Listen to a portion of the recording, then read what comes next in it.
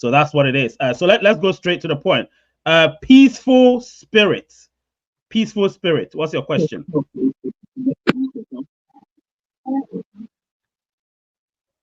All right. Peaceful spirit can't answer.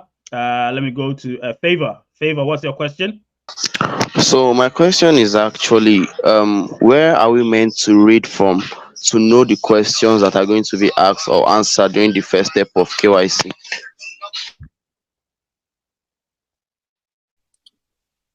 This is something that I said in the beginning. You have it on the knowledge page, knowledge base, and on the FAQ. So you have it on the website. It has been there from day one. All right. Thank you so much, Favor. Let's go to Supra. Supra, what's your question? Yeah, so I remember Zeus said that for the KYC, he won't be needing an ID anymore. And I was just a little concerned because this project is using like AI to like face verify and everything.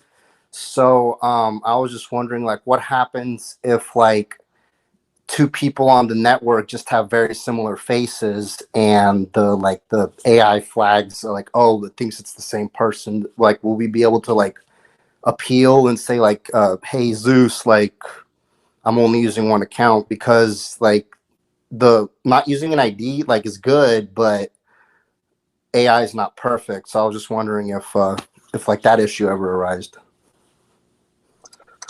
Well, the accuracy is quite high. We have like success of 99.70 or something like that, which is very, very big.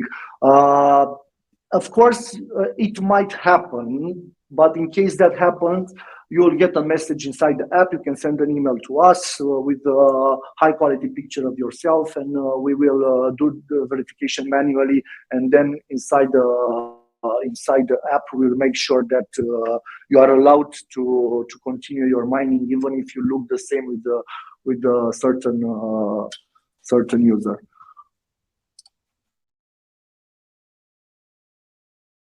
I'm trying to like conceptualize the test that we're having on the KYC. Like, how difficult are the questions gonna be? Like, are they gonna require like extensive knowledge on like how like cryptocurrency blockchains work, or like does it just have to be like the mining rate questions and like when it came out? Like, what's like? Can you like just throw like an example of a type of question we'll see on the KYC? Yes, definitely. It's exactly how you said. It's very simple. When was the project launched? When was the official launch? When is the mainnet being launched? And so on. You know, what is the day off? What is slashing? So there are questions, not technical, not from a perspective that it requires to have cryptocurrency knowledge. So that's why it should be easier for everybody, that even if they don't have crypto knowledge, they can still answer the questions. Because the knowledge base as it is right now, it's not technical. Only the white paper is technical, but from the white paper, we will be doing white paper overview and article, which it will be explained for anybody to understand, not in technical words. So it's more like explaining the vision for everybody to understand it without having to think about all the implications in the back and running nodes, what's that, and so on. So they're gonna only understand the vision, you know, what we are doing. So yeah, it should be easy for everybody that can read to understand what we are doing. Of course, if you are already a user, you have already get used to the app. You know about slashing, you know about the bonuses, you know about all of these things. So, for example, questions like what percentage do you receive for your tier 1, and what percentage do you receive for your tier 2, and so on. So I believe this is not something very complicated, and everybody can pass it. Questions I'd be able to answer. Thank you. That's all I had to ask. Thank you very much. Dre Homies. Dre Homies, please go ahead. Okay. Can you hear me? Yes, go ahead. Oh, okay. I have two questions, and I would like them to be answered in part. My first concern is the resetting the lockup. I kind of personally find it problematic because isn't it undermining the initial decision of the project or the team itself when it set up a lockup and then people committed to it because they trusted the project, they committed to the project, they trust by vesting the coin based on the belief that they trust whatever the project is doing. And if the project just pop up and be like, oh no, please, so isn't it like saying, oh no, please don't trust us anymore. We want you to have some of your coin. We already trust the project, so we vested our coin. Isn't it contrary to what the project believes in, that we trust you, but you don't even trust yourself, and you're telling us to reset it? And why this is problematic to me is because many people who have already accrued maximized mining bonus, staking or locking up for 5 years, and then they have a lot of supply out there to themselves, and especially bigger users, influencers, right? And then they locked up because they trusted the long-term vision of the project. You telling them to reset, isn't you giving them an opportunity um, to unlock So, whatever bonuses they've accrued and flood it into the market when they actually so trusted the project initially to commit that amount? no, it's actually not like that, because when we first started the project, there was no phase one distribution. Okay, so if we don't do this step, then the ones that have been mined from the beginning will start complaining. Why are the new ones, why new users have the options to choose not to pre-stake because you have the distribution and we don't have? That doesn't mean it's something wrong with this. And from our point of view, we have a lot of trust in the community. So this is something that we believe it's actually very good for the future of the project, because resetting the pre-stake for the users, and then they will pre-stake it again. With this update, we will also be able to see it in the stats page, how many of the coins are pre-staked, how many are available, how many are on the blockchain. So everybody will see the graphs, and we'll see how, for example, day to day, if they were mined more or they were slashed more, and so on.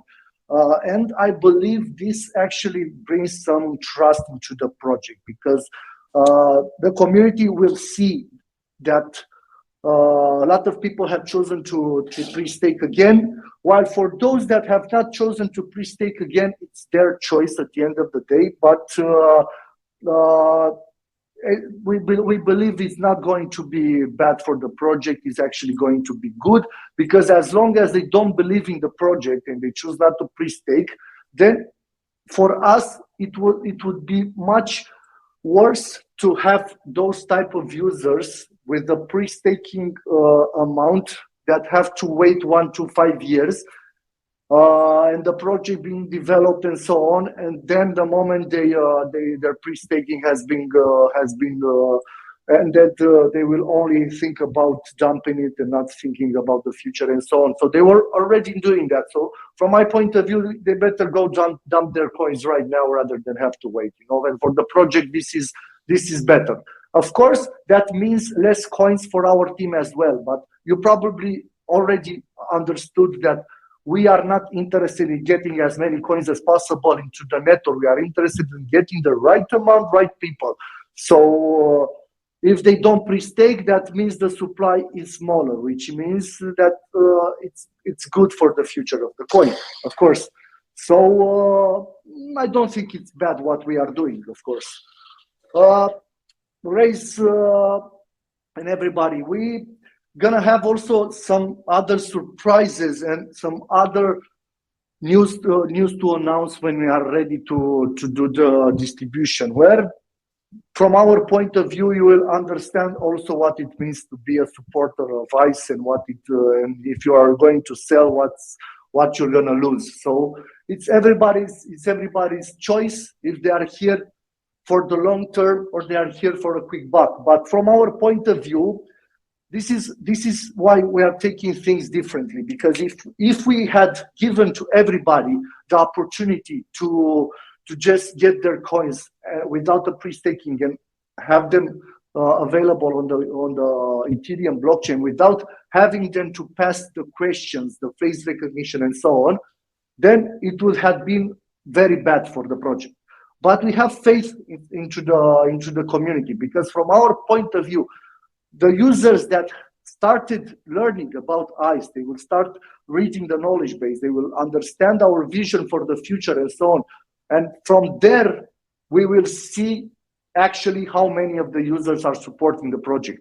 It's not good for us that they supported from the beginning, but they don't understand what we are doing. You know, it doesn't bring any benefit for us. So I believe this is the best decision we could take to make sure that that ICE has a future. Of course, this means that probably the price on the phase one will not be that big, because if those people that are wishing to do the distribution, they will start dumping it and so on. But once they do that, there's no problem from our point of view. Everybody, we will continue developing.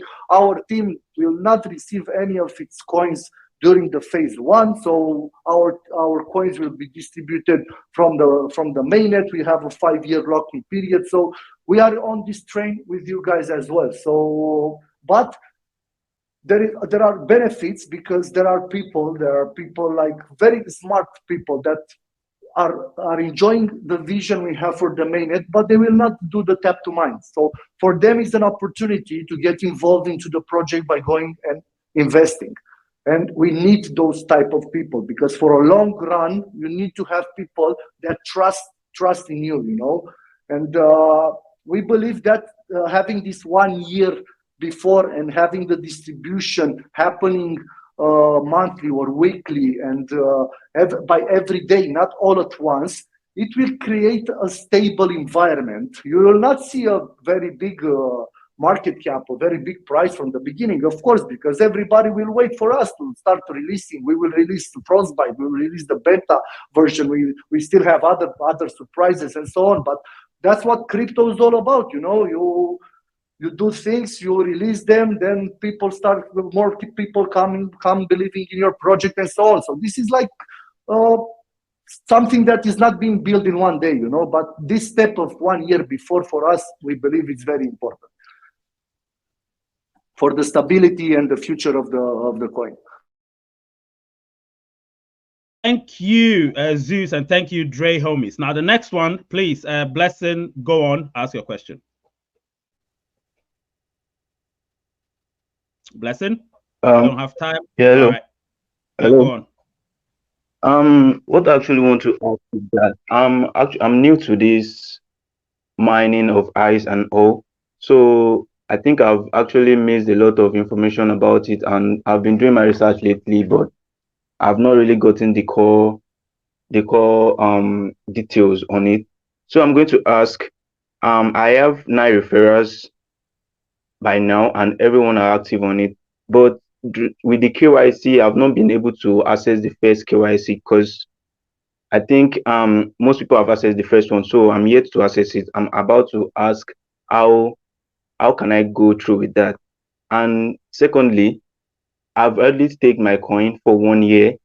Like from the day I started, I staked it for 1 year. Now I have about, I think, 10,000 or thereabouts.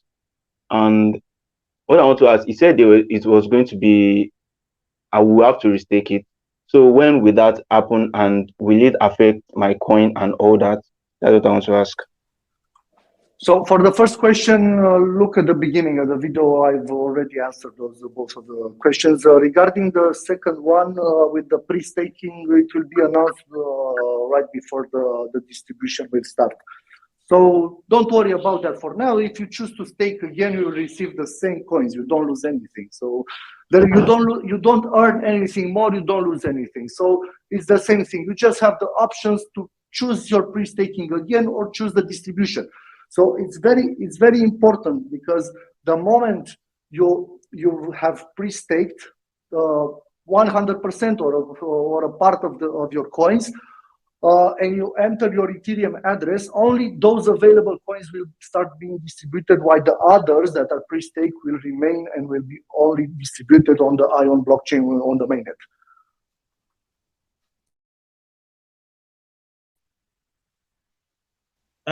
Peter, go ahead, please. Okay. Good morning, all. Please, I'm new to this mining stuff, so I started new, so I don't understand the process of this KYC. So, if you can explain more, like, can I still do the thing at home, or can I go to someone that knows something about the KYC to do it for me, something like that? I'm new to the program. Thank you. I'll let right. Ray answer to this. All right. So with the KYC thing, obviously you're new. So first thing you need to do, you need to understand what KYC is about. I don't think I'll be able to explain everything. I can only tell you it's know your customer, which means ICE needs to get to know who you are. Do you understand what I'm saying? And to get to know who you are, you have to also show them who you are, which is first of all the facial recognition that they've been talking about.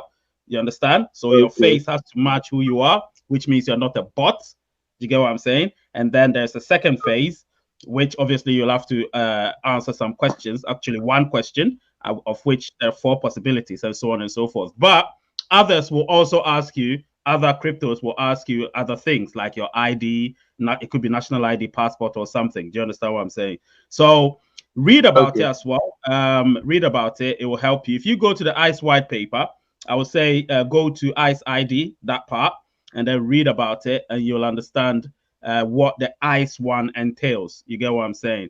And of course, read the knowledge base to get a lot more knowledge when it comes to ICE network, as well as the FAQs, frequently asked questions. Just do that. That will be your own prerogative, of course. And obviously, as I can see, you're somebody who can read. So definitely go there and read it. And then, of course, if you've got any questions, you can pop in and ask. All right. Okay, sir. Thank you, sir. You're welcome. You're welcome. All right. The next question is from Ibrahim. Go ahead. Yeah, well done, guys. Yeah, my question is, I lost my phone when they started ICE. So now I get another one. To recover my first account, I was unable to recover it. Yes, I open another account. Is there any way that I can recover the first account, or I should be using the one I just created now? Thanks. So you should be able to retrieve it. You just need to send an email to feedback@ice.io with your old nickname, and our team will help you logging back to the old account. I mean, even if you lose your phone, you should not lose your account, because you have your email address, which is assigned, or your phone number, which you can retrieve it from the mobile carrier in case you lost it. So your account is actually not being lost, but you need to make sure if you recover your old account, you need to delete the second account. Otherwise, you will have problems, because the system will identify you as having two accounts, which is not allowed. Okay. Yeah, he's telling me. Hello.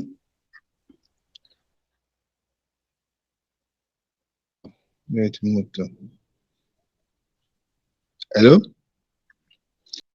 All right, thank you. Thank you so much for that. I think I'll take 2 more questions because we're running out of time. I'll take 2 more questions because I've got one more question I need to ask personally. So I'll take 2 more questions. I'll ask TJ Reeds. Come on. Yes, TJ Reeds. Hey Ray, good morning. Good morning. What's your question? Morning. Is that a t-shirt? Yeah. Wait. Is that an ICE t-shirt? Yes, I'm wearing a branded ICE t-shirt. I'm not actually here to No, it's okay. It's okay. Let me see. All right. Zeus, are you seeing this? That's what we're talking about. Yeah, I can see it. Yeah. I'm only here. I'm not here to ask a question, but I'm here to express my enthusiasm about this project. So enthusiastic. That's why I'm wearing a branded ICE t-shirt, and this is how I get my 5 friends. And on the t-shirt, I wrote my invitation link. From here, people can get to join the network, and this is how I get my community bigger. So that's it. It looks really nice. Thank you very much for your support. Thank you. Yeah. Thank you. Thank you. Thank All you. right.